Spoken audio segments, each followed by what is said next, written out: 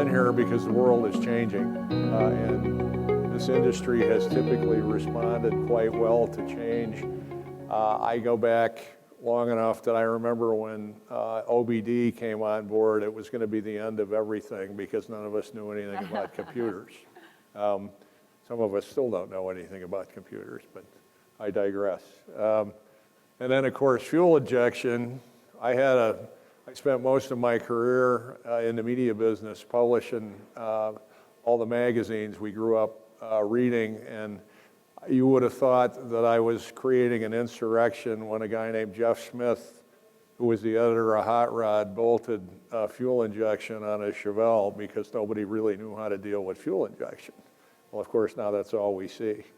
So the first real hot rod was a 32 Ford, and for years that was the only true hot rod, and obviously that's changed as generations have morphed into different things.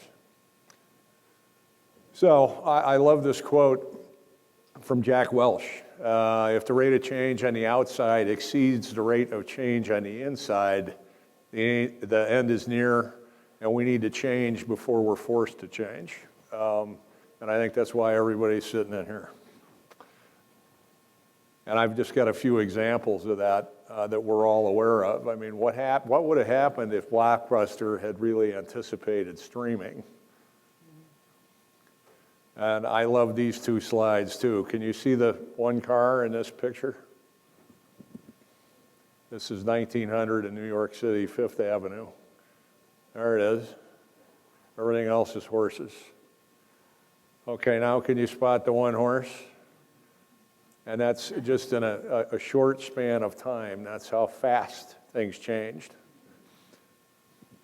So 13 years, what a difference. And the horses didn't go away. They just, how we used them went away. So it is another disruption upon us. I created this to talk about autonomous vehicles, which is another thing Rob and I do, but the same applies for EVs versus internal combustion engines.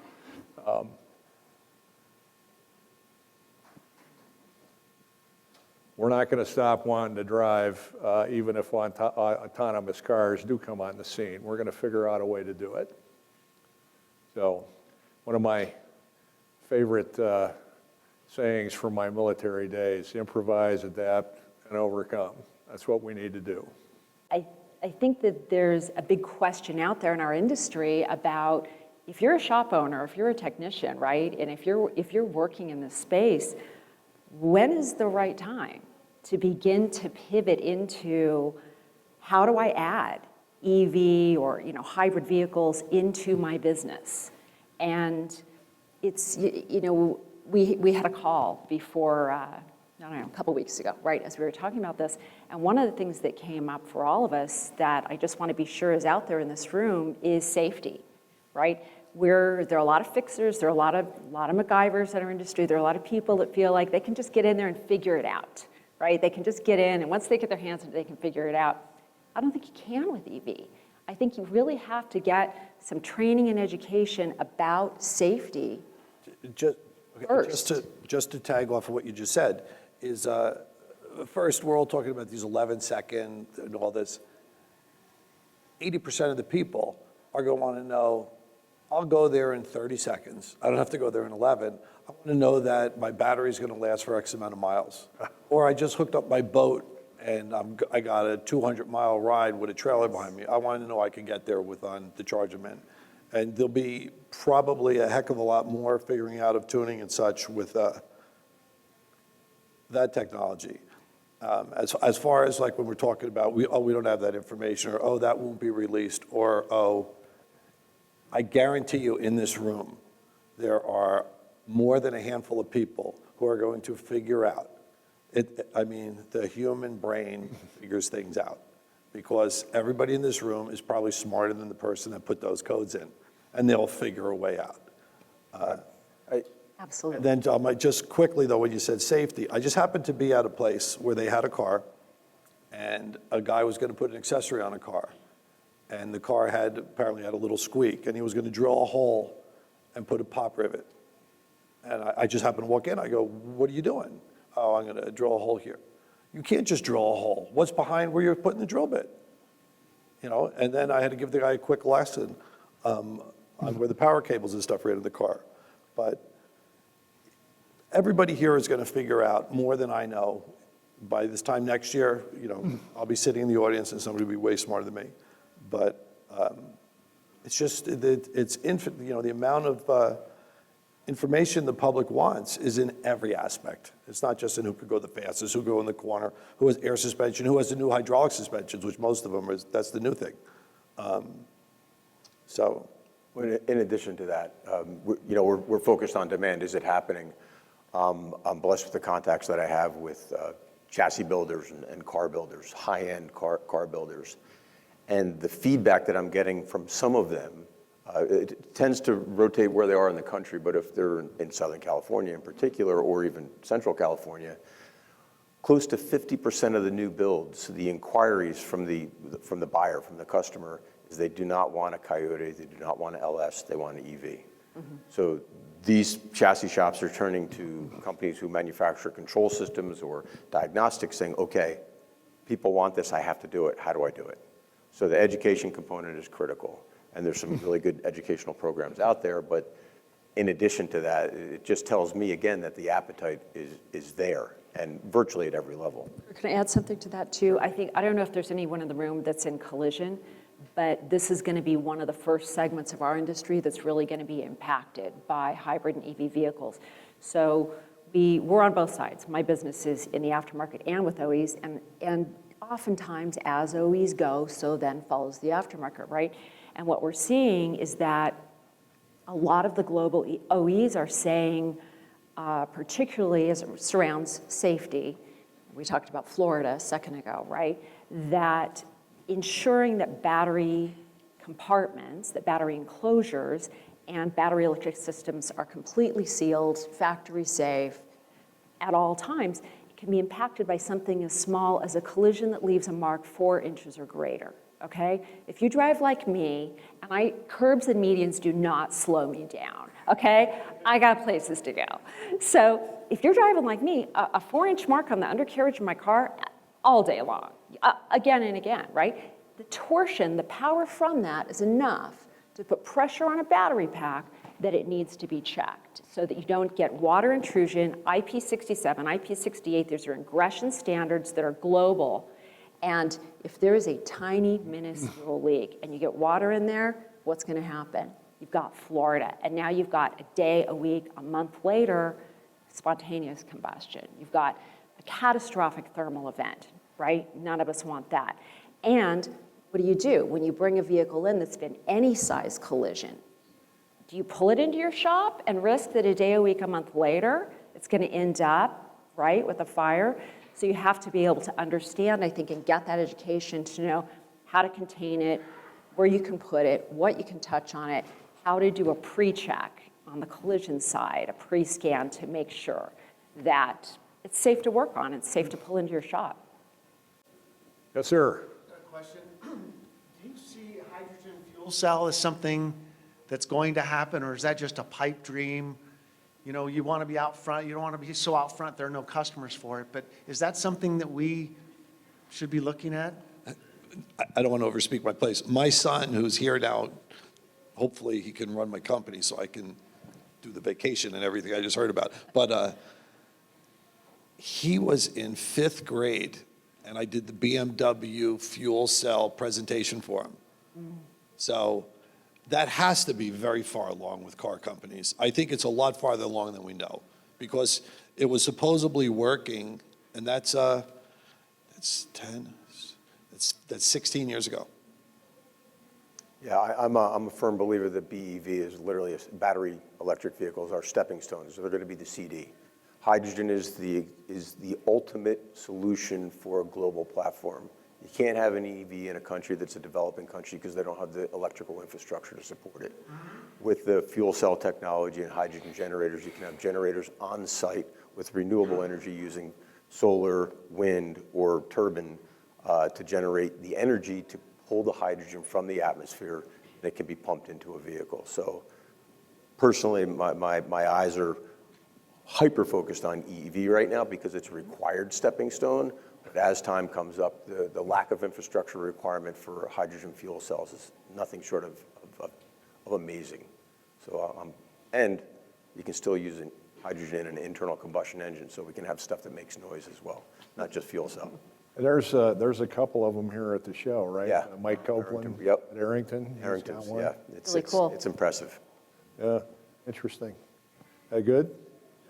Kind of a similar question.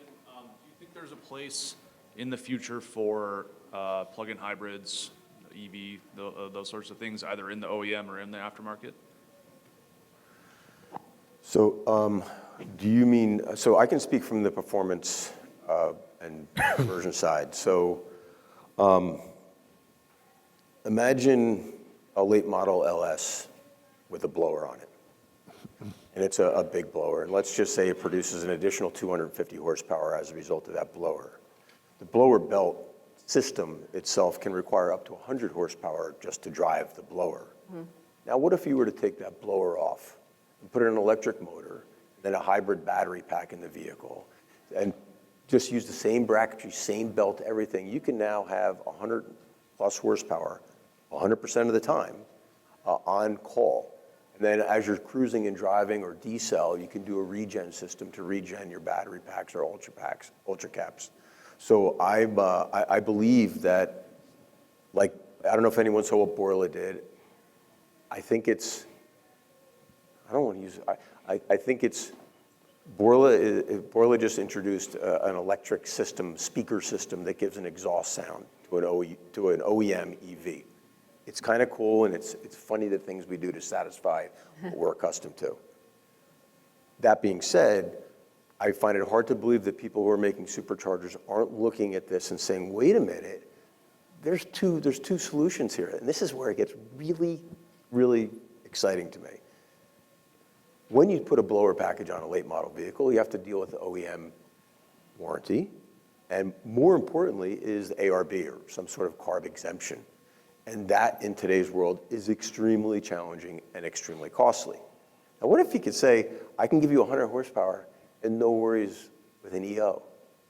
That just makes it so much easier. The barrier of cost from an engineering perspective has fallen to a mechanical install. You don't have any secondary costs on the outside. So my answer on the hybrid side, yeah, I've got a sketch in my notebook if you want to see it. It's a belt drive on an LS with a 200 horsepower electric motor. But like I said, like the blower packages and things that are out there, they're centrifugal, so they take RPM to begin to build boost, in many cases outside of roots, positive displacement. So here again, you'd have the performance of a positive displacement supercharger on call at 300 or at 1300 RPM. As soon as you come off, you want it, you got it. And then the regen system, so it doesn't have to be a plug-in. It can be, but it doesn't have to be. As you're cruising, you could just have it sip off regen. So the electric motor itself becomes a generator system and repacks the battery. You don't have to wait till next year for smart people. He's already coming up with the answers this year. That's exciting stuff. You know, to me, I get really crazy excited about it, if you can't tell. I'd probably add to this, if you look at, Kirk talked about infrastructure. Forget developing countries. We don't have the infrastructure in this developed country if we all went to EVs, right? I was in California a couple weeks ago, and I was at a shop, and while I was there, the power went out because it was a heat wave. Then I went to dinner that night, and the power went out there as well. We're not even at 10%, right, of people with EVs in the state of California. We don't even have to wait to go to developing countries to figure out. It would take us, we can't even figure the roads out. It would take us 30 years to figure out the roads and then possibly figure out how we'd be able to have everybody run an EV. So I would say that a hybrid solution where we have ICE and a hybrid is probably, to me, the more favorable and scalable solution. I always look at OEs, and Toyota's a very conservative company. Toyota's never going to be the first one to do anything. But when they do it, it's probably going to be the best version of what that version is. And if you look at, we just bought a new Tundra, and it's in our booth, and the top-level Tundra TRD Pro comes with a hybrid assist. And it's funny, I went to pick it up on Saturday or Sunday morning, coming out here. I was sitting at the gas station, and I put it on, I was like, man, this thing's not starting. I forgot it was hybrid, right? I spazzed out for a minute. But the most powerful Tundra you can buy comes with a hybrid assist. And so I look at OEs, and I think that that's probably a better solution. I also kind of think one of the things we were talking about before is a scary portion. I don't think that anybody can be in business and be successful in business and not take risks. The one thing that we can be sure is that if you do nothing, time will leave you standing still. So you have to have some aversion to risk, but you can't be completely averse to risk. And I think everybody sitting up here on this panel to some degree it's not an all or nothing proposition where, like Alex said, nobody's going to come and take your internal combustion engine car away tomorrow or the day after. But we can slowly, you don't get rid of all your equipment, but you have to slowly be able to adapt and make a viable business decision for longevity. That's why we're sitting here. We want to make a longevity decision, not an all or nothing decision where we're going to get rid of all our manly rods and pistons and everything in the warehouse and start stocking batteries. So. There you go. Thanks. Hi. I wanted to take us back a little bit to what you were talking about with training and employees and stuff like that. And I'd like for you to comment on what would be the value proposition in terms of turnover to lower turnover when you have to include stuff like education and in terms of hiring where that might become potentially more expensive, and what is that in terms of why wouldn't they just go to OEMs or dealerships for the repair rather than likely increased cost and higher turnover for education and hiring? That's a question that's probably beyond my pay grade. That's going to be a really, really smart person, but I can tell you my personal experience owning and running a business, and that is that my employees thrive in an environment where learning is part of their job.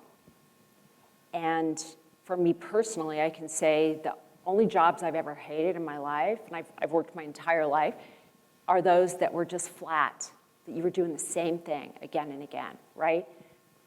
We are in an incredible moment right now where if you are in our industry and you're not just consuming new learning, you're on the side of the road, right? So as it regards getting good employees and retaining employees, if you make training and learning part of that plan, your employees are gonna want to stay. They're gonna be stimulated, it's interesting work, and it helps your business, right? It's a win-win. So for us, in our business, training and new learning and new skills are a part of everybody's plan.